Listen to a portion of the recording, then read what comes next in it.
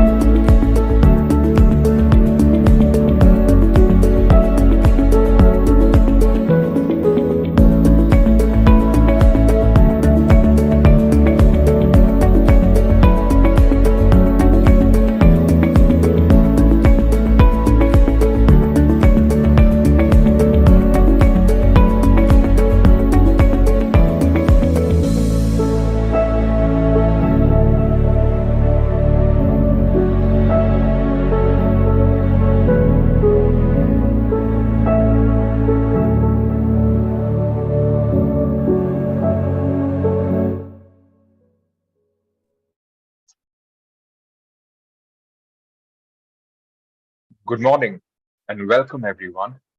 Welcome to WishwaTalks. My name is Trishan and I thank you all for attending today's event. For those of you who have attended a WishwaTalk before, a warm welcome back. And for those of you who are joining us for the first time, here's a little bit about us. WishwaTalks is a space to expand the horizons of your mind. Every webinar, we call experts from different domains to discuss and examine opinions, issues, problems, and perspectives. Each webinar is an interactive session where we walk away with more respect for each other and a deeper understanding of the topic at hand. If you miss a session, please visit our website or YouTube channel for a full library of past WishwaTalks on interesting topics. We are honored to introduce our distinguished keynote speakers for today's WishwaTalks, representing Bachpan Save the Innocence, an NGO dedicated to safeguarding children's well-being. First, we have Mr. Rahul Singla, the visionary founder of Bachpan Save the Innocence. With a relentless commitment to child protection spanning 4 years, Mr. Singla has conducted impactful workshops with children, youth, parents, and educators. He has sensitized over 10,000 individuals to the critical cause of preventing child sexual abuse. Mr. Singla's aspiration for a future where every voice can rise against such abuse is both inspiring and commendable. Joining him is Ms. Rudrakshi Shetty, a remarkable final year medical student and a facilitation team member for Bachpan. Rudra- Rudrakshi's dedication to social service shines through her involvement in diverse causes, from sanitation and geriatric healthcare to adolescent mental health. Her aspiration to become a pediatrician fuels her mission to establish safe havens for children everywhere.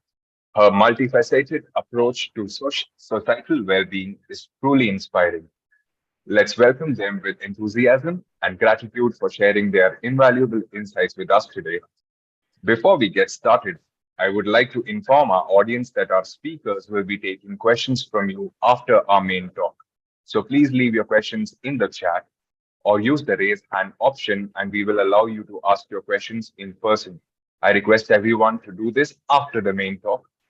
I request everyone to turn on your webcams for the interactive part of the webinar. Now, without further ado, I invite our speakers begin today's Wishwa Talk. Good morning, Rahul. Hey, good morning, Tishan. Good morning, Good everyone. Am morning, I Rudrakshi. audible? Yes, you are. Great. So, a very good morning, everyone. So, firstly, thanks a lot, Tishan, for inviting me again. It's always an overwhelming experience to be a part of Vishwa Talks, um, and more than that, I would say it's always an overwhelming experience to get an introduction by you.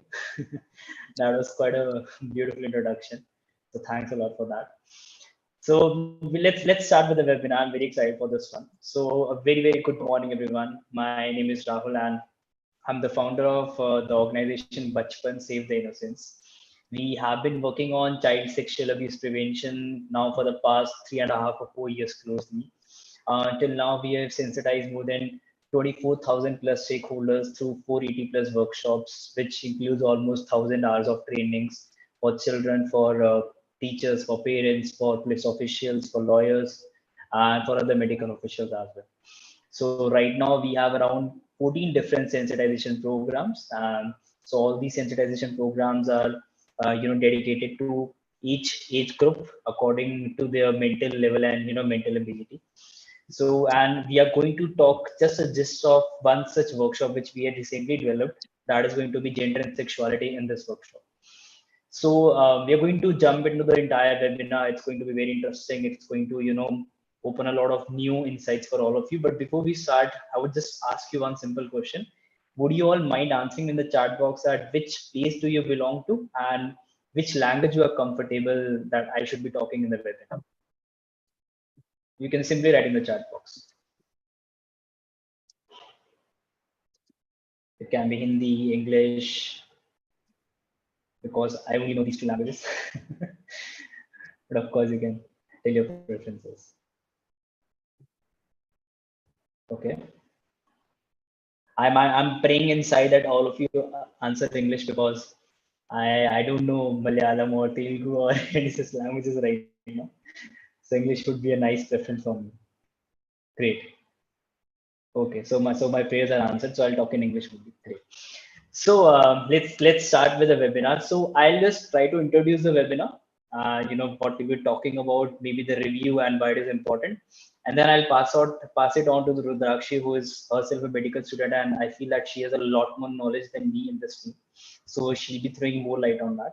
So let's just first start with the entire review of the topic. So today we are going to talk about gender, sex, and sexuality, and how it is related to overall development of a child, and how it is also related to child sexual abuse prevention.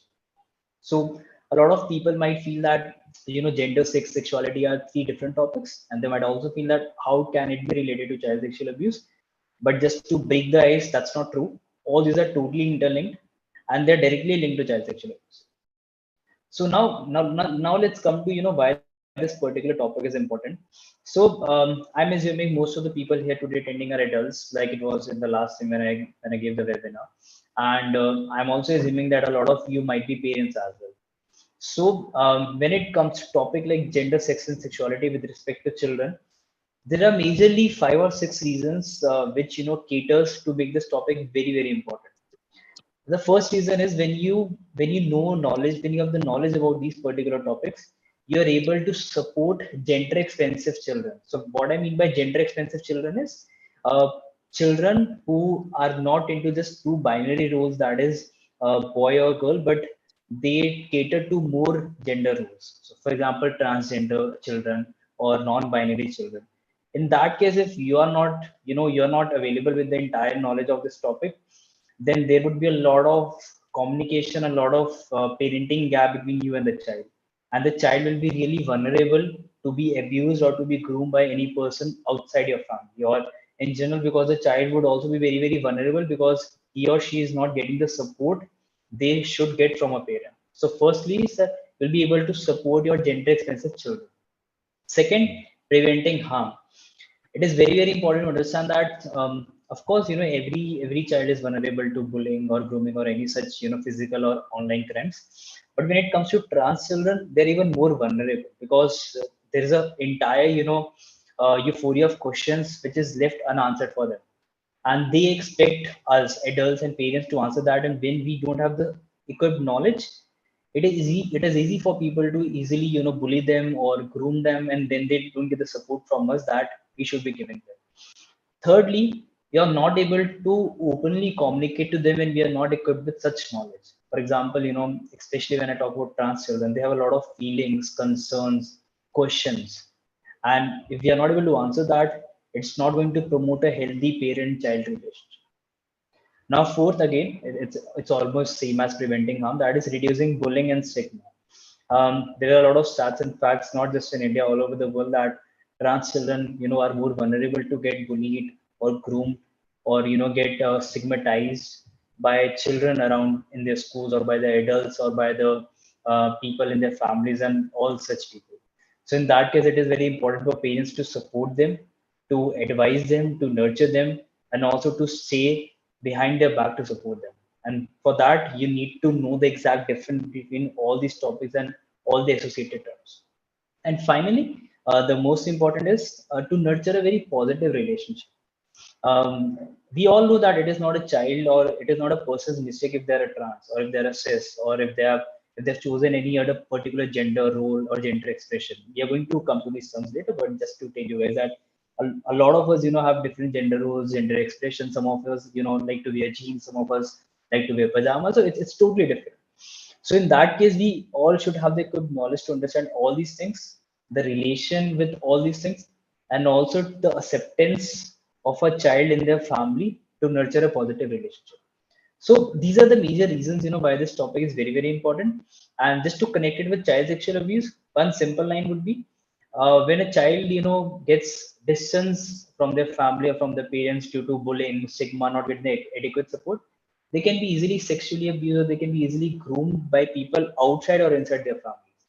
And in that case, they would never ever come back to you, because in the first place, you didn't even support them when they reveal to you about their gender or their sexuality or about their sex. So it is very important that we all understand these things so that we can also protect our children from sexual abuse as well. So this was the entire why of the session, and now I'll pass on this to the Rudrakshi. Rudrakshi, you can start with the rest of the webinar and just explain the entire terms. Hi everyone, good morning. Thank you so much for joining us today. And I'll start with the session right away. So today we'll be talking about gender, sex, and sexuality. And there are two very common things that I hear when this topic is brought up. One is that gender, sex, and sexuality are pretty much the same thing. And it is just a fancy term for the same thing in the end of the day, which is not true. And the second thing is that it is usually used for people who belong to the LGBTQ plus community, and it is not for people who are normal or heteronormative people. Again, not true.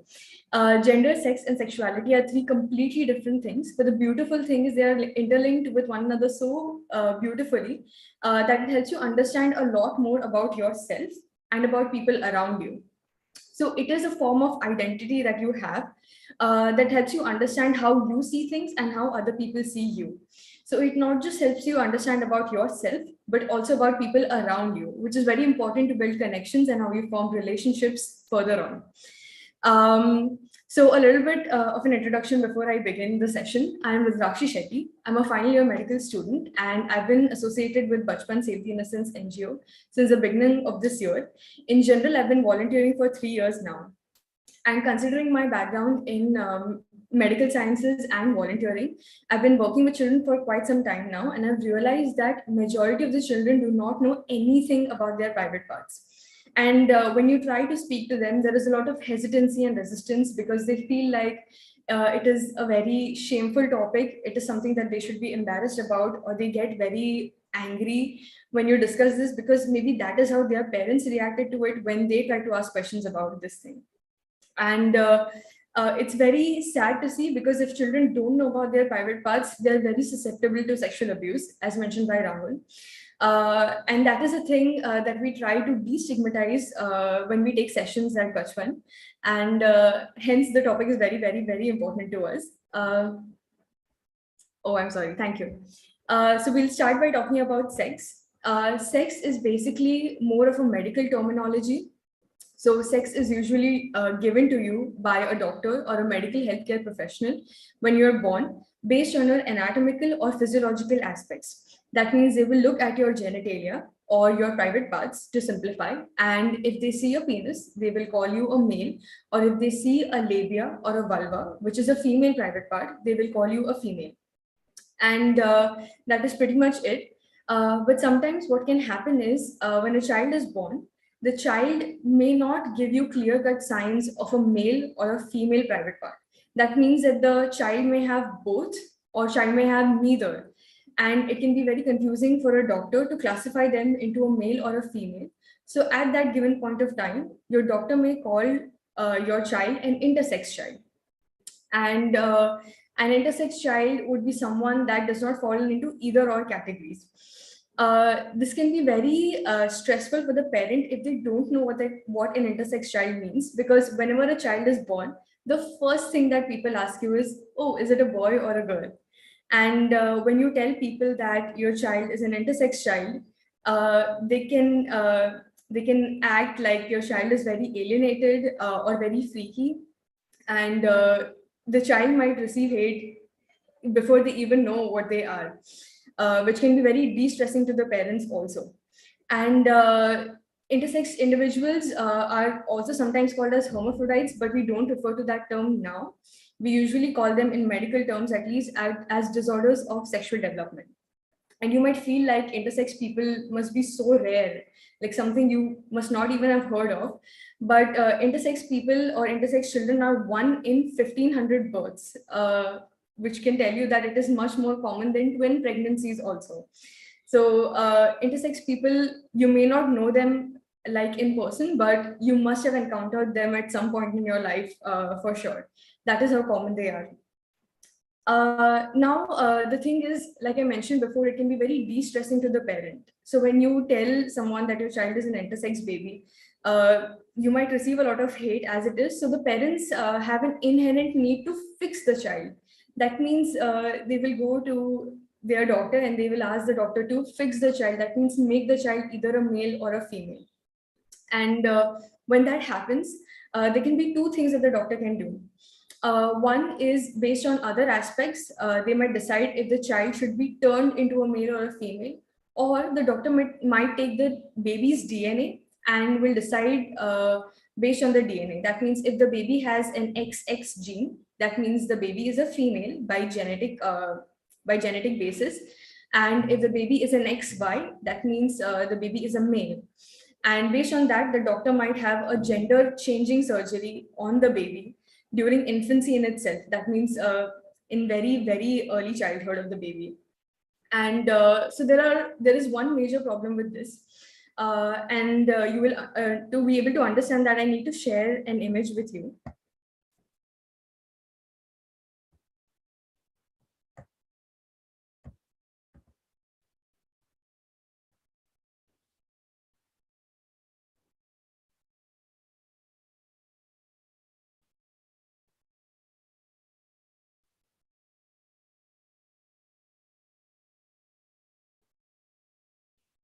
Is the image visible? It is still loading, Rudrakshi. Yeah, now it is visible. Yep. Can you just It's zoom it visible. in? Wait 1 second. Yeah. Much Better? better now. Yep. Okay. Okay, so the thing that you need to know is whenever a fetus or a baby is in the womb, every child is a female. So in order for that child to turn into a male, you need special signals, and only after that that child will turn into a male. So in general, every child is a female. So towards your left, you will see what looks like a very typical female private part, and towards your right, you will see what is a very typical male private part. Now, what can happen is this is the clitoris, and this is the labia, which is the thick skin fold that women have. So when development happens, this clitoris is the one that turns into a female. So as you can see, there is a swelling like thing that happens and which eventually turns into a penis. And the labia majora that you see, the thick skin folding that you have, this swells up and this thins a little bit, which is thicker in female. It thins a little bit and turns into a scrotum. And this is where the testes is present. Now, what can happen is when we think of external genitalia or private parts, we either think extreme left or extreme right. That means proper female or proper male in this case. But many a times, there are many individuals that are stuck in the between. That means they don't fall into either spectrum. And this is what we called as intersex individuals. So what can happen is when there is a child that is stuck in between, if the doctor decides to turn this child into a female, it is relatively easier because what the doctor has to do is just cut out excess parts and stitch it up a little bit, make it tighter, and it will resemble a female-like genitalia. But what will happen is when the doctor has decided to turn the child into a male child, it is much more difficult because the doctor will need extra tissue, extra muscle to be able to turn this into a penis-like structure. And even despite doing that, now, since this is an artificially constructed thing and it is not naturally present in the body, the penis will be there during infancy or during early childhood. But when the child grows up, when the child attains puberty, the body will grow, but the penis will not grow since it is artificially constructed according to the child's age when the child was a child during infancy. So when the baby grows up, when the intersex baby grows up after having a gender changing surgery, he might feel very abnormal or have a lot of curiosity around his private parts. And as you know, in general, in India, especially, talking about private parts is such a taboo topic. If you were to ask these questions to his parents or even to his friends, they might feel very weirded out as to why they're discussing these things in general, because it is so weird to talk about these things, right? And that can be very, very stressful to the child. The child may not understand what is happening to his body. Is this how naturally bodies grow? Am I the only abnormal one? And God forbid, if the topic of intersex is introduced to the child during adolescence, the trauma that the child might have as to how abnormal I am. I'm not like my friends. I had a surgery to have a private part, whereas they already had one normally. Must be so stressful to the child. And that is the whole thing around intersex individuals, is that there is a lot of stigma around it and it is viewed as a very abnormal thing, whereas it is not. So when an intersex individual is born, there can be two things. One is it can be normal, and the second thing is it can be associated with other disorders. So what usually happens is the testes of a male is usually grown inside the abdomen when the baby is inside the womb, and it comes outside in the scrotum that we saw in the image at the end of the 9th month. So what can happen is when the baby is born preterm or if the baby is premature, the testes must not have come outside. And so if it did not come outside the body, it might look or resemble like a female genitalia, but might also be with a penis. So again, confusing for the doctor. So the doctor may term it as intersex baby. And usually when this happens, the doctor usually gives a waiting period of maybe 6 months or 1 year to see how the child develops after it is born. And based off of that, most of the times the child develops normally. The testes descend and it resembles like a male genitalia and everything is fine. But many a times that doesn't happen. And that is where the thing about changing surgeries come into the picture. Without a doubt, sex changing surgery is not ethical. It is not right, because you are deciding the child's sex when the child is just an infant, and it is not fair to the child. And that is why there was an amazing step taken by Madras High Court, where they banned compulsory sex changing surgeries right in infancy. They have urged that these surgeries should happen when the child reaches at least adolescence, where the child tries to understand what he or she is, how he or she wants to be viewed, and how they want to express themselves when they reach adulthood. That is one thing.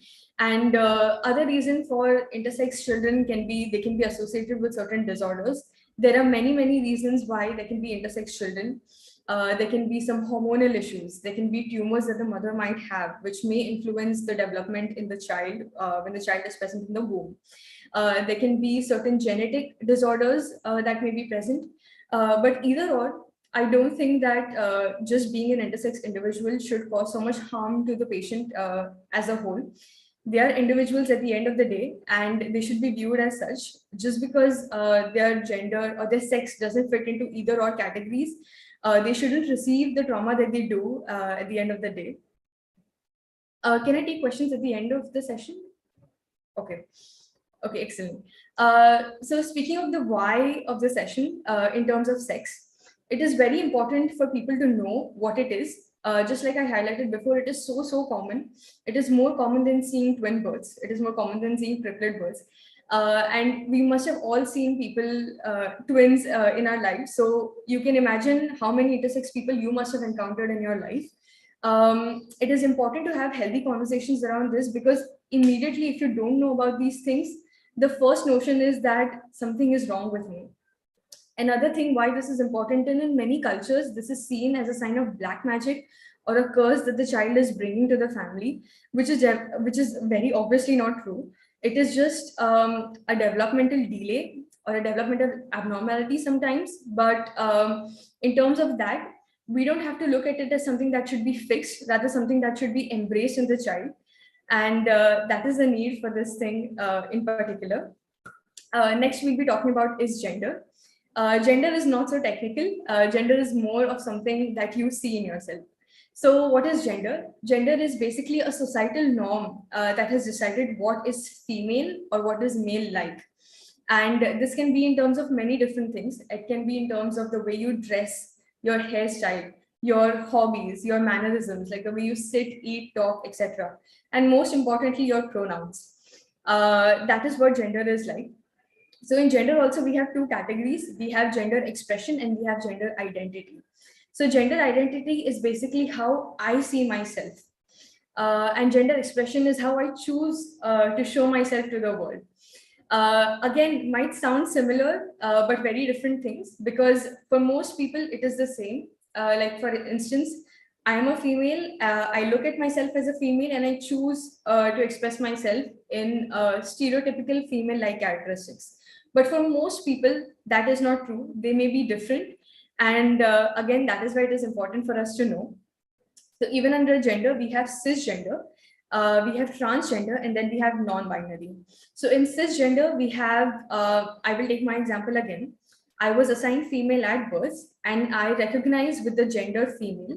That means female-like characteristics. So I choose to dress like a female. I express myself like a female. And I use the pronouns she, her, that are female pronouns. So that is cisgender. Transgender is someone that may be assigned a particular sex at birth. I will take female, for example. But when they grow up, later on, they realize that they identify more with the other sex, and they feel like they feel more male-like, and they don't associate with the sex that they were provided at birth. Transgender people usually might also feel like they are trapped in a body that does not feel like their own. Their private parts feel very repulsive to them. They feel the urge to get rid of them. And that is a common term that we come across when we come across transgender people. And then we have last, which is non-binary. Non-binary people don't associate themselves with either or. That means male or female. and either they can come somewhere in between on the spectrum, or they just don't associate at all with either of these terms. That is one. And the other thing is gender fluidity, where gender fluid people might feel more female-like during sometimes, and may feel more masculine on other times. And they keep switching between these because that is how they feel like, based on the circumstance or situation. They might switch to one, or they might keep switching between either or these roles. Learning about gender is very important. That is because when you take humans in general, you will not categorize them just on the basis of two things. That means if I take anything, for instance, like even if I take political opinions, you cannot classify 7 billion people into just two categories. It is impossible. We have our own opinions. Even if you take like left-right terminologies in politics, there are people who say, I'm not very much towards the right, I'm somewhere in the center, but right-leaning. I associate with left, but sometimes I understand what the right tries to say. Similarly, when we're talking about gender, do you think it is fair to classify 7 billion people into just two categories? It is not fair, and it is not right. There are many people who might associate more with female-like characteristics, but might enjoy doing some male-like characteristics. For instance, I might, like I mentioned before, I am more female-like and I associate with the female gender, but I might like doing things that are more associated with the male gender, like doing more laborious tasks, or maybe riding a bike, which is seen as a more male-like thing. And that is why it is very important, because anytime a particular gender tries to do something that belongs to the other gender, immediately there is a lot of teasing or shame associated with it, like, oh, a man cooking, or oh, a woman doing some sort of laborious job. Immediately they are shunned right away, or even if it is done in a playful way, it shouldn't be done like that, because ultimately that playfulness or that teasing is ingrained in the person's mind. Ki every time I try to do this thing, people will say something, or people will try to make fun of me for it. And maybe they're doing this for a reason. Maybe this is actually abnormal at the end of the day, so I shouldn't be doing things like these, which is not true. We all have different opinions, we all have different interests, hobbies, and mannerisms, and we should get to choose that regardless of the gender we associate with, regardless of the sex we were assigned with at birth. And that is something that is very important. So the next thing that we'll be talking about is sexuality. Now, sexuality is the simplest. Sexuality basically means who you are attracted to romantically, emotionally, sexually, or any other way.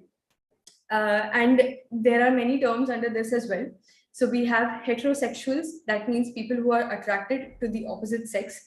Again, attraction can be what your definition of attraction is. Again, it can be romantic, it can be sexual, it can be an emotional connection, it can be psychological, etc. Whatever your definition of attraction is. So that is heterosexual. Then there are homosexual individuals who feel an attraction towards people of their own sex. There are bisexual, who have attraction towards male sex and female sex both equally or in varying degrees. So usually with bisexual individuals is also such that since you're bisexual, you have equal attraction towards both sex. That means 50-50. There is no bias there. But again, that is not true. Everything is a spectrum. And even in bisexuality, you might feel more attraction towards female, but you have some attraction towards men as well. Even that is bisexuality. Then we have asexual individuals that have no sexual affinity to any gender whatsoever.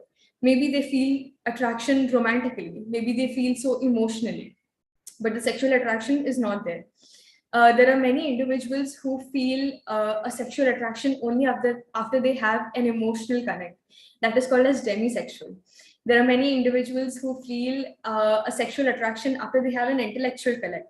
That is called as sapiosexuals.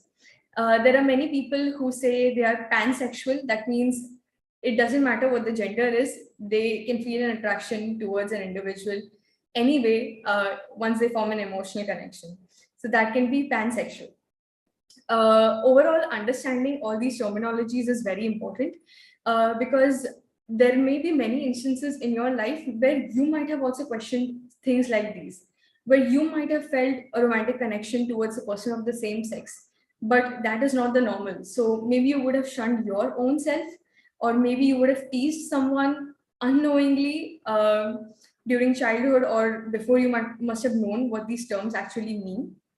And that is why it is important for us to know, because at the end of the day, we want to create a safe space for people in and around us. Like I mentioned before, people usually associate these terms as something that only LGBTQ plus people use or only sticks to them. It is not for normal people or not for heterosexual people who stick to heteronormative terms which is not true. Like I mentioned here, I'm included myself as an example because I stick to normal heteronormative terms. But despite that, it is important for me to understand what gender, sex, and sexuality is, because I want to create a safe space for people in and around me. I want to make sure that my friends or my family members who feel that they might not associate with a particular norm might feel safe around me and might open up in and around me. So that is one thing. Coming to the most important part of the session, how all these terms are related to child sexual abuse. The first thing that you need to understand is when you teach a child about sex. By sex, I don't mean the sex that we discussed earlier. I mean the act of sex. It can be very overwhelming for the child. It can be very triggering for the child also, because the child is so young. They barely know anything. And if you were to introduce these things, it can be very overbearing for the child. So we start by introducing the term sex. And while we do so, we must also introduce the term private parts. Private parts, when introduced to the child, they should be introduced in a way that you introduce normal body parts. So like you talk about your arms, you talk about your face. Similarly, the child should also be introduced to private parts. Like this is your penis, and you have a penis because you're a man or a male. And this is a vagina or a vulva, and you have so because that is why you are a female. And when you introduce these private parts, you are doing two things. One, you are removing the stigma or the taboo around these private parts. The child will not feel any shame or guilt. And even into adolescence or adulthood, when the child actually understands what these are, he will not feel, or he or she will not feel any sort of stigma or shame around it. And they will feel more comfortable in their body and will be able to express them much better. Second thing, and the most important thing, is when you introduce private parts, you also introduce how these private parts should be treated. Like I said, introduction of private parts should be very normal. It should be like any other body part. But when you talk about private parts, you should also talk about why they are special and why they should be treated a little bit more differently. These parts of our body are very beautiful and they should be treated like such. They should not be touched by other people. They should be covered all the time. And there is a reason for it. Because they are children, they don't understand what sexual abuse or rape is. They should be taught that they are very special private parts and they should be covered all the time. They should not be touched by other individuals. And by doing so, they are protecting themselves and they're protecting people around them. There are many children who might playfully flash their private parts. They should be taught that that is not okay. It is not fair, or it is not right for other people to see your private parts. And it is something that should be held onto you only.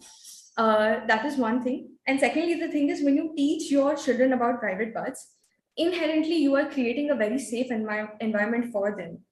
If they know that they have learned about these things from you, they will feel very open and honest to come and speak to you in case something happens. Like if sexual abuse does happen to this child, they'll feel comfortable to come and speak to you because you have openly spoken to them about this in the first place. Secondly, when communicating things like these, in cases of sexual abuse, if they know what has happened to them, they might, like I mentioned before, they might not understand what sexual abuse is, but the least they can do is they can come to the parent or the guardian and yes, मतलब अगर बच्चे के साथ ऐसा कुछ होता है जहाँ पे कोई उनका निजी अंग छूता है, तो ऐसी सिचुएशन में क्या हो सकता है कि वो आपके पास आकर बोल सकता है कि मेरे साथ किसी ने अनसेफ टच किया या फिर मेरे साथ किसी ने ऐसी जगह पे छूने की कोशिश की जहाँ पे मुझे अच्छा नहीं लगा, या जहाँ पे आपने बताया कि यहाँ पर किसी को नहीं छूना चाहिए, अगर ऐसा कुछ होता है तो भले वो ना समझा पाए कि उनके साथ क्या क्या हुआ था, वो कम से कम आपको आकर ये तो बोल सकते हैं कि मेरे साथ किसी ने ऐसा सलूक किया या बर्ताव किया। और फिर उसके बाद अगर आपको ये पता चला तो आप उनकी मदद कर सकते हैं, आप पता लगा सकते हैं कि उनके साथ और क्या क्या हुआ था और उनको बचा सकते हैं। इसका ये मतलब ये हुआ कि इन जनरल जब भी चाइल्ड सेक्सुअल अब्यूज हुआ, आप प्रिवेंटिव स्टेप्स ले सकते हैं उनको बताकर कि वो कैसे खुद की प्रोटेक्शन कर सकते हैं, कैसे खुद की रक्षा कर सकते हैं। और फिर अगर उनके साथ ऐसा कुछ हुआ भी तो वो, क्योंकि ये बात जानते हैं कि ये बात गलत है, वो आपको तुरंत आकर बता देंगे और ये ज्यादा टाइम तक चलेगा नहीं। एंड वैसे वो खुद को बचा सकते हो और आप भी अपने आसपास के बच्चों को बचा सकते हो। So that is a link between all of this. I hope the session was informative to all of you, and I hope you could learn something. The part about it being in Hindi, if you didn't understand anything, या आप चाहते हो कि मैं repeat करूँ कुछ part, please मुझे बताओ so that I can do so. But on my end, that was it. Thank you so much for your attention.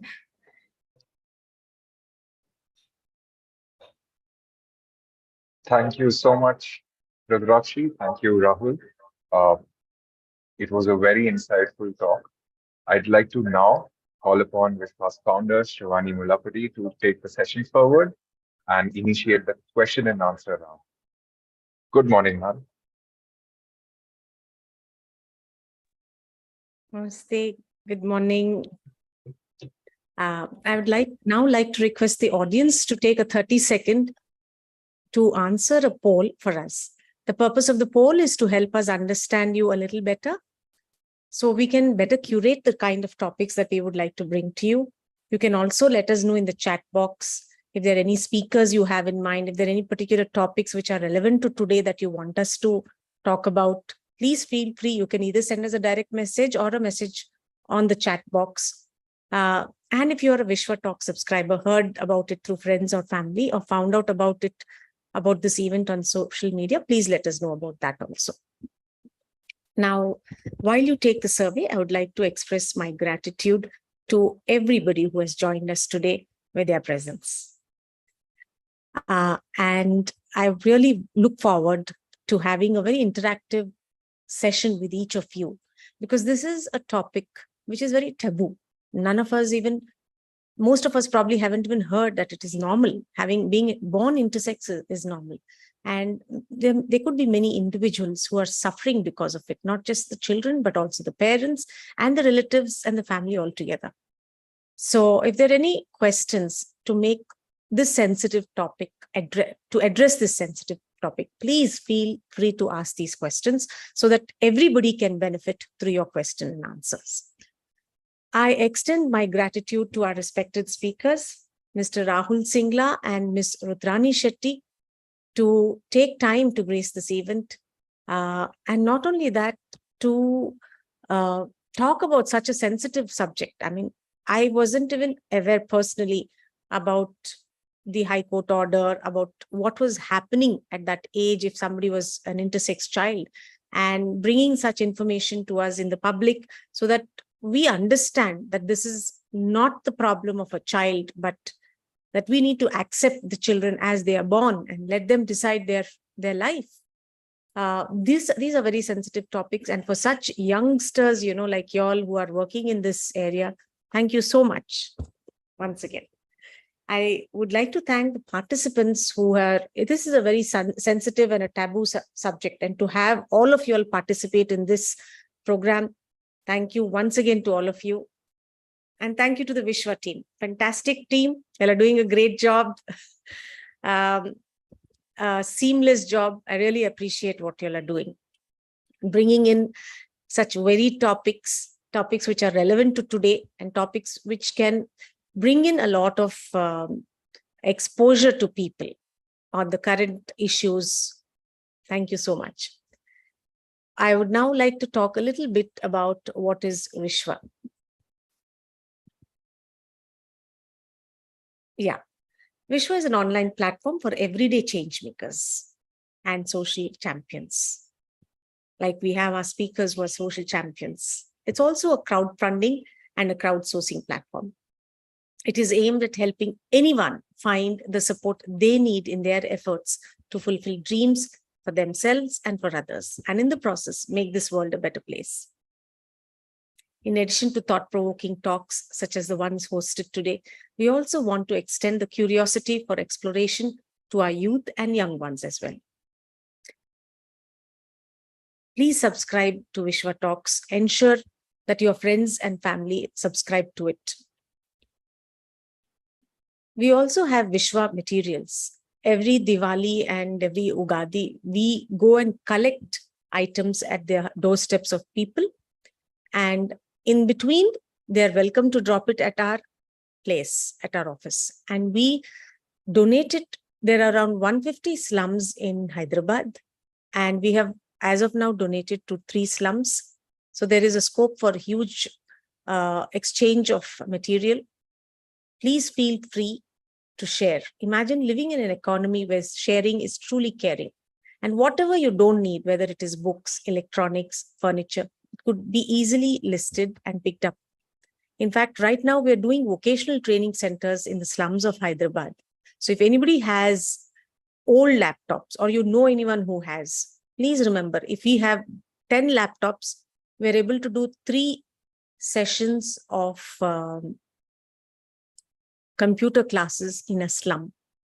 Most of these children are passing out of their degree, but they have zero knowledge of Excel or docs.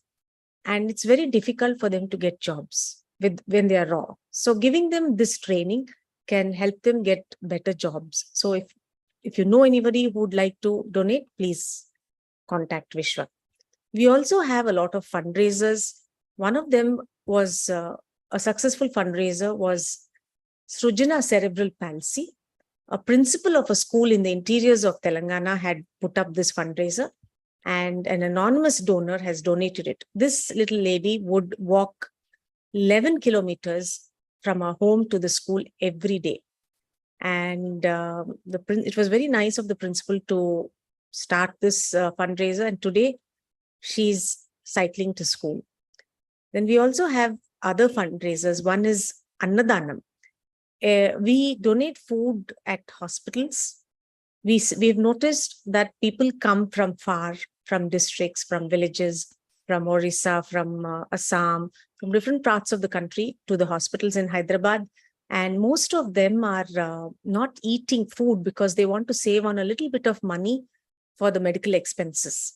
So when we have started donating, the kind of response we have got is humongous because of the quality of food that we are giving. And there are times, when a person has come saying, I didn't eat for 4 days, thanks to you, we've eaten. And there are times when people say, we've never had this quality of food being given away. So it's a very successful program, and the Vishwa team is doing a fantastic job. We're also, there are a couple of fundraisers by Kanashraya Foundation and Bal Vikas Educational Society for Disabled Children. All of us know someone in our families or our friend circle who has an autistic child or a disabled child, and the parents are sacrificing their entire life to take care of them. These institutions have opened up to such parents for the children to come and stay there. So if there's anybody interested, in donating a meal or donating money for a staff's 1 month salary, please feel free to do, or share it with somebody who can do it. Similarly, now I would like to talk about the upcoming talks. We have one talk by Radhika Iyer Talati. It's actually the 100th talk of Vishwa. 101st talk of Vishwa. It is Introduction to the Basics of Kundalini. She's a fantastic lady. I've seen some of her talks. She's done talks on mudras with Vishwa. And for someone who's never understood, I saw mudras because I was born in India, but I never knew how to use it and the impact it has on my health. And I've been practicing it from the time I've seen that talk. So it'll be great if you all can come or share it with people who are interested around you. She's going to talk about the basics of Kundalini. Then we have The next talk by Ms. Gayatri Uppalapatti, Teja Kishore, and Viveka Varma. They're from the Roshni Arts Workshop team. Fantastic lady. I have seen her do workshops online, very successful ones. And she's going to talk about goal setting. All of us, assuming we go to a station and we don't know where we are going, whether it is Delhi to or Mumbai or any other place, and we're standing in front of the train, where do you think our life will take us? Where do you think the train will take us? Similarly, in life, without putting a goal, where are we going? So this is something she's going to talk about on 26 August 2023 at 11 a.m. Then we have the next talk also will be by her on vision board. Many times I was introduced to the vision board, and I've taken a sheet of paper and I've written everything I wanted to do in life. And you won't believe it, all of them became a reality. And there were people I would share this with, and they would call me back and thank me for helping them do this exercise. Here we have a trained psychologist, Ms. Gayatri Uppalapatti, doing it. So it'd be great if you or your friends or the children or young adults that you know, please ask them to join this workshop. It'll be a huge support for them. Lastly, please take a moment to subscribe to WishwaTalks. We have a lot of participants who come regularly, but they have not pressed the subscribe to WishwaTalks buttons, because of which we are not unable to send you all the WhatsApp or the mail invites. With this, I would like to start off the questioning. From the chat box, I will start asking the questions. There is one question: what do you advise parents when they realize the child who's born is a intersex child? My first advice would be to not conform the child or have any sort of sex-changing surgery in the infancy right on, because apart from the psychological issues that the child might face during adolescence, the physical aspects are also not very conducive to the child's normal growth, and it's not very ideal. So number one, do not have any sex-changing surgeries for the child during infancy. Second thing is, try to learn more about what is the reason for the child being intersex. Sometimes there can be disorders that may be associated with it. So I think more attention needs to be focused on other aspects of it rather than just the genitals of the child. Second thing is, when you learn about it, you'll try to understand a lot more about why your child is the way that they are. So support them, educate them about it, so that they don't learn about it themselves right away during adulthood and then start freaking out or start thinking they are abnormal or anything. So if you educate the child from early on, they know what it is, they're prepared for what it is, and then when they reach adulthood, they can choose for themselves if they want to have a particular gender or not, or want to change themselves at all. Okay. We have our next talk by a question by Ms. Kavya S. Could you unmute yourself, please? Thank you so much. So I ran a community for the past 6 months. The whole aim of the community is I use art as a transformative power to bring social change. So more people, a wider range of people can, are given a chance to unlearn. People who know about these concepts of gender and sexuality are mostly who have certain privileges and have the privileges of the environment or education or whatever. But I'm trying to build a community where I can address this for a wider public. So I always have this question: where do I start from? I want a wider public, like people who are in old age or my parents, those kind of public, to be open about learning these concepts. So how to not make it a very intimidating topic, and where does this actually start? Where does this conversation start from for a public like this?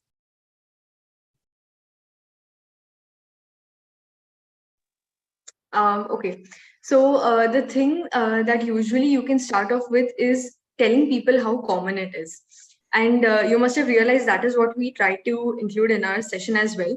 When you tell people how common it is, and when you try to tell people that you must have encountered them, or they may be individuals who are present in your family, it becomes a lot more of an accountability sort of situation rather than just a session or a talk. Because they feel like they need to know these things for their loved ones. They need to know these things for the people that they care about. And then they try to have more interest in it and they try to learn more about it. So you can start your basis off like that. Then you can start to tell people that it doesn't make them like weird or like abnormal if they are like that, and how it is very normal and how you can make them feel more included in the society. The thing is, with intersex people or in general who are queer, people usually think that it is their problem that they are like that and not society's problem, but it should be society's problem, or not problem, rather than society's focus that they're like that, and society's way to make them feel more included and make them feel more like a part of it, rather than just them trying to conform to society's norms. And I think that is what you can focus on for now. Yeah. Next question is Thank you. from Jimmy. Does being born in intersex have anything to do with chromosome received during intercourse? Yes, there are many reasons. I mentioned hormonal genetics. So when I mentioned genetics, this is one of the reasons. During intercourse, what can happen is the ovum that is released, or even the sperm that is fused with the ovum, that can have no chromosome at all. So usually, like I said, XX is female and XY is male. But if one chromosome is lacking, or if there is an extra chromosome, that can also lead to intersex individuals. That is just one of the reasons. There are many, many, many different reasons. So that is why when an intersex baby is born, after the waiting period, we usually try to see, are there any other things that the baby is facing, like any heart conditions or any bone problems or anything that can help us decipher what the reason could be, which is very important in these cases. Okay, our next question is from Mr. Parminder. Can intersex child get to decide their gender? Yes, definitely they can. But it is usually not that simple. And this is the same talk that goes around transgender people also. Yes, they can decide the sex if they haven't already had a sex-changing surgery. Even if they have, they can. But sex-changing surgery is very, very, very expensive. And it doesn't just conform to changing the sex, because sex-changing surgery is only going to take care of your genitalia. Max it can do is also take care of your breast tissue. But other than that, you need to get on hormonal pills. That is, if you want to transition into a man, or if you want to have male-like characteristics, you might have to start on testosterone. Or if you want women-like characteristics, you need to start on estrogen, which is also a lifelong thing that you need to have. Secondly, the thing is, if you are turning or transitioning into a woman, it can be difficult for you to have periods right away. Even if you do have periods, reproduction in general, or a healthy reproductive tract, might also be a very difficult issue, where you might not be able to conceive like other people do who already have a uterus at birth. So there are many issues that come into picture. Obviously, yes, they can select their gender, but financial constraints, societal constraints, and at the end of the day, anatomical constraints are also a big part of this problem. There's one question from Mr. Shumel. What relation of authorities of India to subject of gender education? How Indian government and authorities trying fight with stigmas against gender education? I think this starts with education, just like this webinar is. It is a sort of education in itself. I will tell you from my personal experience, the first time where I understood the differences between girls and boys during adolescence was in 10th standard in my science textbook, which is very late, because by that time, people usually have gone through puberty, girls already have their periods, and it's very late. And it is very stressing for the child because they've already gone through these things, and it is usually not very helpful at that time. And it's just theory, something that you just learn and move on from. My suggestion, or something that I would love, a change that I would love to see, is that if it is inculcated a little bit more early on, it would be very helpful for boys and girls to understand about what periods are, what changes happens during adolescence in general. There is a lot of insecurity about body hair that people have, especially girls, where they feel that it is not normal. They start developing pubic hair. Again, they feel like, what is happening? I didn't have these all these years. Why do I have hair around my private parts? So if these things are included early on in the education system, it is a lot more easier for the child to transition into the very rocky stage of adolescence, and it'll make it a little bit more healthy for them as well, if they know about it from the beginning. Okay, there is a question by Mr. Surmai Singh. Please unmute yourself. Yeah, Ms. Surmai Singh. Yeah. Hello. I just wanted to ask that, can we talk about the fact that not all women can get periods, and also about trans people who bleed? Because we generally associate women with periods. Like whenever you see an ad, you always see a woman, right? So can we talk about that? Yes, definitely we should. There are many people, even in India, who are trans, and not all women have periods. There are trans men also that have periods. There are trans women that do not have periods, and there are trans men that can be pregnant. It's not just restricted to periods, and that is why there is this talk around where there should be like tampons or pads even in the men's washroom, because a lot of trans men get periods and they might need it. There are a lot of times, even stuff like that, where trans men or trans women are not considered that very seriously unless and until they have a sex changing surgery, which is also a very negative fallacy that is around this topic. It should not be such, because like I mentioned before, it is a financially draining process to be able to go through something like that.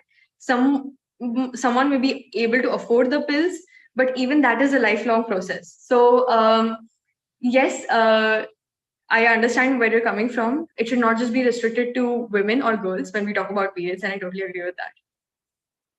I would like to close this session at 12 o'clock. Thank you so much to each of you who have joined. But for those of you who have questions and answers, you all can continue with the session. We will answer every single question. I would like to, there are a lot of people who acknowledged both the speakers, Pradyumna Mishra, Thara Nair, Augustine Thomas. Thank you so much. It's insightful. It was a very good topic. To explain it, to do it clearly in simple words, from Nina Kurkal. Yeah, there are a whole lot of acknowledgements. Okay. Next question is, there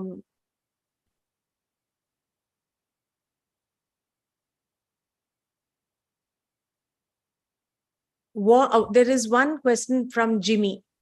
Please unmute yourself. Yeah.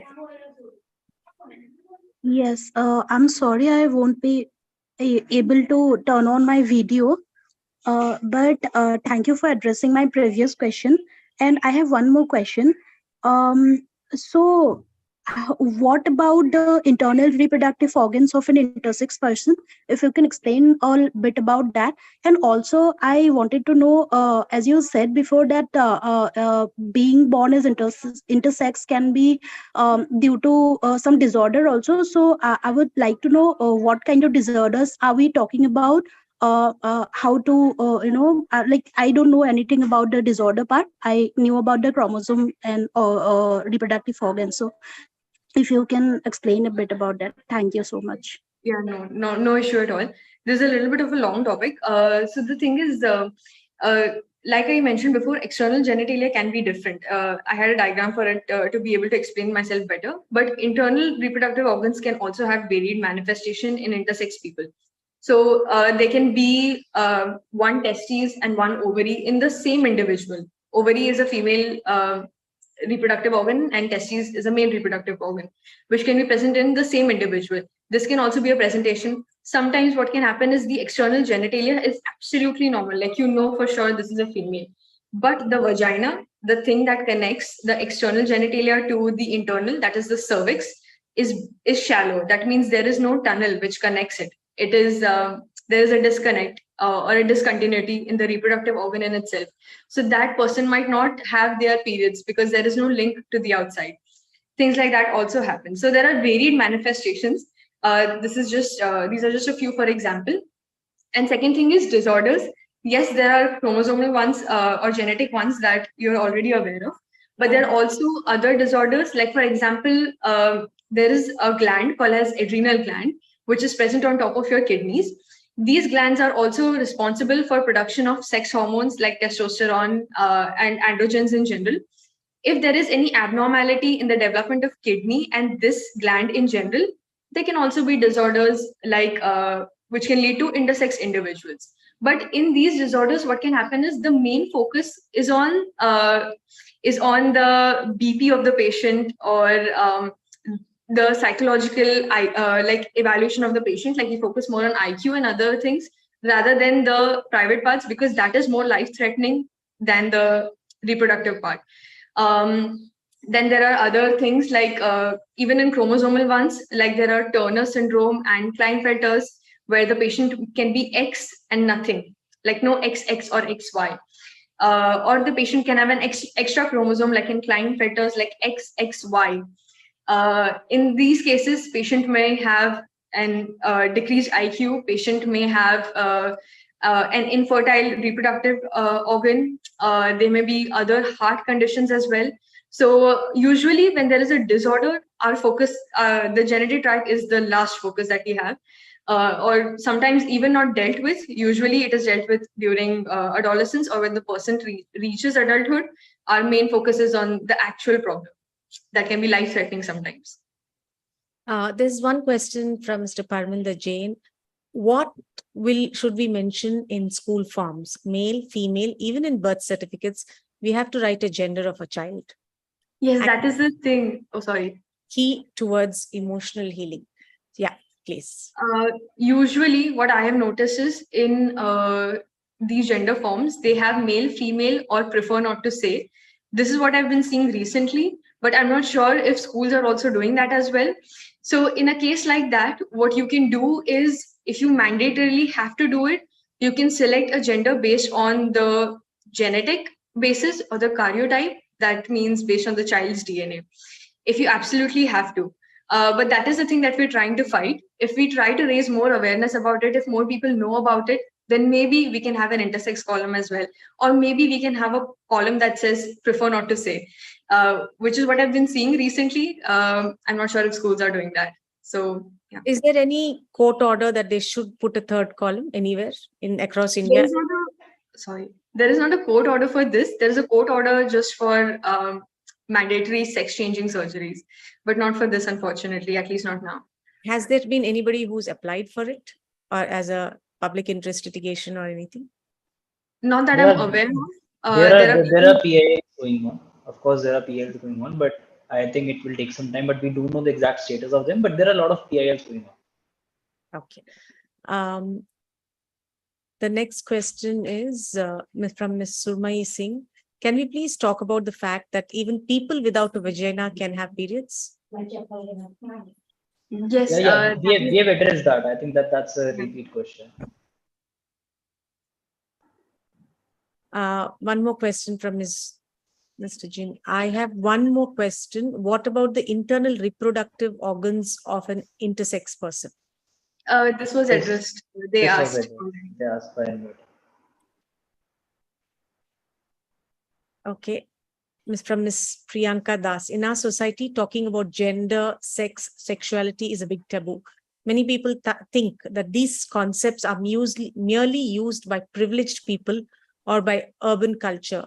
After that, when we talk about gender with disability, an individual who is not under the black and white societal norms about gender and universal accessibility, it becomes another challenge. I hope one day we will break these taboos.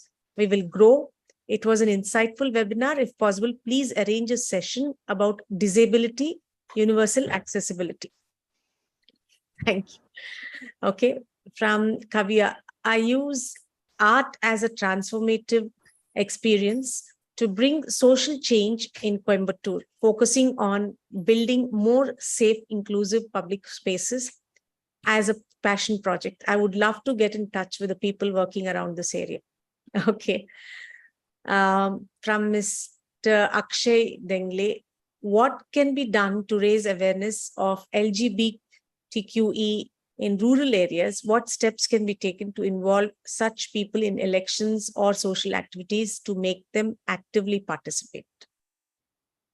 The first thing that we need to do is talk about it normally. Let's not talk about them like they are aliens or they are something that that needs to be spoken of very differently. If we talk normally, the norm changes, and just like we talk normally, we can start educating people also that this is something that everyone must go through to some extent during their adolescence. Everyone must have some questions about their gender or their sexuality, what they feel more inclined towards. There may be people who might change over time, who might have different gender preferences based on their ages. That is also normal. So we need to start talking about it normally. That is when the change happens, in my opinion. And obviously education. Are schools given counselors to deal with this topic? Schools have psychological counselors that help them deal with stress, but I'm not aware of counselors that deal with gender issues in particular. But yeah, I think there are many private schools that do have these counselors, but when we speak of government schools or semi-government, I don't think there are designated counselors for these. I want to add to that, Rudrakshi. So even when we talk about private schools, they don't even have counselors to identify issues of gender and sexuality, because you need to have a certain next level of education when it comes to understanding these topics. It has to be a mix of medical background plus psychological background.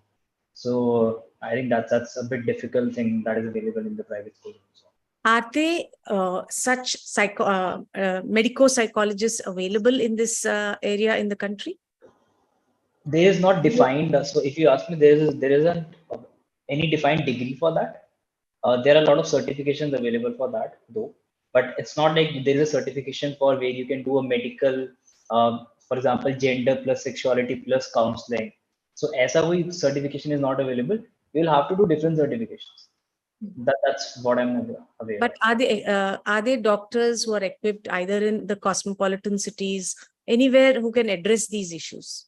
Yeah, that is, I think, Rudrakshi, gynecologists are a set of people. Gynecologists definitely, and even psychologists who specialize in gender studies. That is also a particular subspecialty that I'm aware of. You can definitely approach these people. I think they're the best too. Is there any government rules who are at least, maybe they will not be able to give every district school a psychologist or a medico-psychologist like this, but at least for every state or every district, is the government able to provide, or is there a request if there are no such doctors? No. Is there any request for such people? There isn't any law or act about providing one such psychologist, one such person to every state. I don't think there's such law about it. Is there any public interest litigation requesting? I'm not about this PIA. And are there any statistics on the number of children being born in intersex in the country? Yeah, Rudrakshi mentioned a stat that is 1 in 1,500. 1 in 1,500. That's a huge number then. Yeah, that's a very common number. Very common number. Okay. One statement from Miss Nina. Trishant has been raising his hand for a long time. Yeah, because we're at the end of the questions, I thought I'll hand it over to him. Yeah. Yes, true. Even today, LGBT and aren't loved or encouraged. They're always seen like something like a curse. Why do the mentally don't change in society, homes, friends, and circles? People don't like to embrace anything from what they are or what society has been telling them for a really long time. So anything that is different is weird, and that is why I mentioned the thing that you take any opinion in general, like what is your favorite color? You will not have just black and white. you will have a spectrum, you'll have a rainbow, you'll have people liking many different colors in between in varying ratios on different days. So why do we have that thing about gender in itself? So people just don't like to embrace difference, and let's try to break that together. Shant, carry on with your question. Mute. You're mute. Thank you, ma'am. I have one simple question. So we've seen LGBTQIA movements taking growth in all of the world at current times. And I've seen in India, it's still very sensible. It's uh, going in a very positive way, whereas USA, it's taken a very dark turn where people can identify as anything that they want to. Mike Tyson can classify himself as a female and go and fight a woman in a women's boxing match. So that is something that worries me. And I've also heard about conspiracies where pharmaceutical companies are basically trying to take advantage of the whole sex change operations and the medicine business that goes into it and creating a sort of dependency in the USA. This has not been recognized in India yet, but in USA, yes, there's a lot of conspiracies regarding this. What do you think? Is the pharmaceutical company or the medical fraternity trying to encourage this to, take advantage of it, or is it different in India and different there? Yes, I've heard a lot of debate about trans people being in sports. That trans women have a higher edge as compared to biological women. I do understand that. Obviously, as of now, speaking in terms of regulation, we do not have a hard and fast rule as to who should be allowed and what not. Speaking from a medical aspect, yes, they do have a biological advantage as compared to trans women do have a biological advantage as compared to biological women. But again, I feel like since we don't have a hard and fast rule as of now, they are participating in sports. What we can propose is having a separate category for them altogether.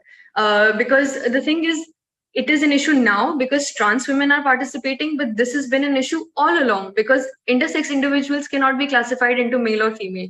So where do they go? Because they might also have a biological advantage.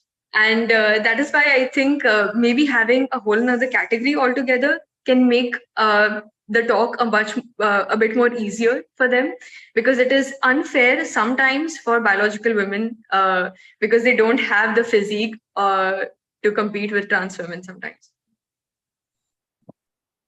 Could you also tell me if you think pharmaceutical companies are causing a dependency to do operations and stuff? Could be, because like I said, sex changing is not the end of it. The surgery is not the end of it. It is a lifelong process. And the medicines that they take also include steroids, which you all know is not allowed for any competition. But when you say they need it, they need it to be able to transition better, it is difficult to deny them of that, obviously, because it is their right. That is why in this case, I do understand that it is a loophole that can be taken advantage of. And hence, in that case, it is mandatory. It is not mandatory. It is advised to have a third group altogether, where they can have different set of rules, and it can be determined as to what medication to what dosage they should be provided based on their body type. A question from Ms. Nina Kurkal, please. Please unmute yourself. Yeah, I had one question there. Sorry, can you hear me? Yes. Yeah, I think Yeah. See, when we go to see them, that LBGT, they are really very intelligent. Nowadays, they have come to all the posts, like advocates, doctors, and they have done so many good things. Then why now also we are not appreciating them? I feel very sorry for them. Really, I don't know what we can do for them, but if something we can do for them, then I will really appreciate myself. Like I can do something at least for them. Because seeing them begging and all that, I don't know. I don't like all that. They are not meant for that actually. They have to be given education for everything, whatever is required for them. A society has to be formed for them. I don't know how much practical I am talking to, but I feel that everyone in this field, society, everyone are getting respect. So why not them? They have to get respect for everything, whatever they're, and they have to stop that begging and all that. Means I don't know who is going to do that. Very psychiatrist can help or psychologist can help. I don't understand that. So just a question of my doubt. Thank you. So your question is like, how can we help them? Okay. Yeah. Yeah. First of all, I'm very happy to see the way you think. Seriously, it is so heartwarming. From help, like on an individual level, I think just accepting them is more than enough. Try to understand where they come from, their struggles, and support them in any way that we can is a good enough step already. Many a times I know what you're trying to say, why they're treated differently. I don't understand either. There are many parents that feel like it's fine if other children are from the LGBTQ plus community, but my child should not be from that community. Or my sister or my family member should not be from that community. बाकी लोग करेंगे तो चलेगा, मुझे problem नहीं है. Many people are there that are think that way also. But on our end, I think all we can do is support them, try to understand their struggle, try to talk about them, and make other people aware also. Also, I think, just like we have reservations for a lot of things, it will be of use. Can you unmute Nina, please? Yeah. So also, like the government gives a lot of reservations Yeah. for people. If you can give reservations for this gender also in the police, in medical facilities, it can make a lot of difference. Yeah. Another question is, are these people forced to get into antisocial activities? Could you define antisocial activities? Like they are forced to beg on streets with the commissions being taken by others. They are they're taken advantage of sexually, or they are not allowed to educate themselves. Definitely, you see that all the time. So when it comes to gender, like people who probably don't express themselves as the other gender or anything, they might not feel that sort of discrimination right away. But people who choose to express themselves differently, you must have seen kinnars or hijras begging on the streets or trying to do things or sex work sometimes. Yes, it is very common that they do get taken advantage of in these cases because they look weird, so you don't want them in your place of employment, or it is not professional enough for you or anything. But it is a very good thing because right now the change is very drastic. Like you see a lot of places that are run specifically by these people, or there are institutes that have quota system for these people to show them that it is an inclusive environment. So steps are being taken, good ones at best. One question from Mr. Kamlesh.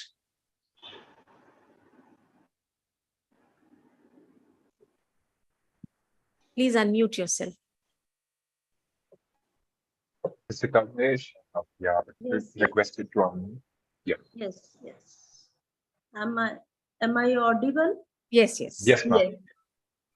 One thing I want to ask, how a parent can understand one's child that my child is LGBT. Suppose child says after 20 that I am LGBT. How a parent can verify this thing from where? Okay. So there are two answers for this. One is, if the child is young, try to explain to the child on your own what these terms mean and how they can be very different types and how you can fit into any of these categories or have a category of your own, whatever you feel like. Second thing is, if the child is an adult, like you mentioned, a 20-year-old child who is coming to you and saying that they belong to the LGBTQ plus community, one thing you can do is, if you are not aware of what it is, ask the child what it is and have them explain it to you so that you can understand what it is. Second thing is to make sure that your child must already be going through some sort of discrimination, maybe in their workplace or place of education, or internal struggles as well. So you don't want to be a reason for that. So try to make a very supportive and inclusive environment at home in itself. If your child wants to dress a certain way or wants to express themselves a bit differently, try to be there for them. Try not to shun them right away or make them feel weird about it. Basically, just be supportive. Tomorrow, if they have a partner who belongs to the same sex or is a transgender partner, try to be supportive of them. Try to make both of them feel included and welcome into the family. So these are some steps that you can take to understand your child. Ma'am, do you understand Telugu or Hindi comfortably? Yeah, I want to say कि I accept that way. But the thing is, how do I verify whether my child is right or wrong? Please go to a counselor, a medical counselor. I'm trying to get her. Okay. So this is the only way, or is there any medical support? So can I add something to that? So ma'am, like so it would be like, if you ask a person like what's your favorite color, and the child or the person says it's yellow color, and you ask why it is yellow color, so we don't have any answer to that. So it's a similar thing, if a child is saying that a child belongs to LGBTQ community, there is no verification for that. It's just that the child feels like that way. It's an internal feeling. It's like, why I love black color. I just love black color. Why I love to eat paneer, because I just love paneer. There is no reason behind that. So it's a simple answer would be that if the child feels that way, it's fine that way. It's something which a child feels internally about themselves. So I don't think you would need any medical doctor for that. It's just a simple way, just the way child accepted, them to be from the community. You can also accept the child that it's fine to do that way. So I don't think there's a verification for that. Yeah, any certification is not available. No, nothing. There is no way you can verify. Can we suggest any medico psychologist? The name and phone number, can we hand over to her? Yes. Rahul? Yes, I need that. I would like to add something to that. Yeah. Yes, Jimmy. Okay, so Nina, ma'am, if you can hear me, like, what do you identify as? No, the child, Jimmy. It's the child of. If the Yes, child, to understand that, yes, like the question ma'am is asking about verifying a person's gender. I would like to know what gender do you identify as, or what sex do you identify yourself as? If you understand that if you identify yourself as a woman, for example, so we don't try to go and verify your gender, like whether you're right to be identified as women or men, right? So in the same way, you don't have to go and verify your children's gender or any other person's gender. It's the right way, however they want to identify as, however they want to express themselves as. So that was what I wanted to add. Okay. So we should accept 100% that it is okay. Yes. Yes, 200%. because it is your child. No, why? I'll tell you why. I have my father's very good friend, and he was telling me that his friend was married to a young lady. His friend was from the LGBTQ community. And in their times, it was taboo. And the marriage was forced onto the girl. After some time, the girl committed suicide. Would you rather have your child happy, peaceful, that their mother has accepted him or her as she is? So what? I know it's difficult. Asking me to do accept it for my own children, it would be very difficult. That is why we will suggest a phone number, and we'll give you the contact address of a medicus legal queer affirmative therapist. You can contact. It's not an easy process. It'll take you a year or two or even more to take the counseling, to deal with it, to support you in dealing with this present situation. And what is more important is the love you have for your child and the child has for you. The world doesn't care for us. No, that way I am 100% supportive and I have accepted her. But the thing is, how do I make myself comfortable to her? That is where you need to take support with the psychologist for a year or two. You will have to go for counseling also to deal with this. Yeah, I need that. We will provide you with the phone numbers or the contact details so that you can take support. Yes, thank you so much. So much. Yeah. What made you, Rudrakshi, come into this field? Unmute yourself. Yeah. I couldn't. Okay. In field of volunteering, you mean, or in the medical field in general? What made you, if you're talking about this subject, you must have done a lot of work on this area. You have served a lot. Yes. So what triggered you into taking this on? The thing is, I was very surprised to learn about this when I was studying. I'm an MBBS student. So when I studied this in general, during my gynecology posting, I was very surprised to learn about these things. But what was even more surprising is how common it is. And secondly, the thing is, there is a lot of hoo-ha around these things about how it is very weird. And then I started to learn about how it is considered as black magic and stuff. And it makes me feel very sad because they can receive the help that they do.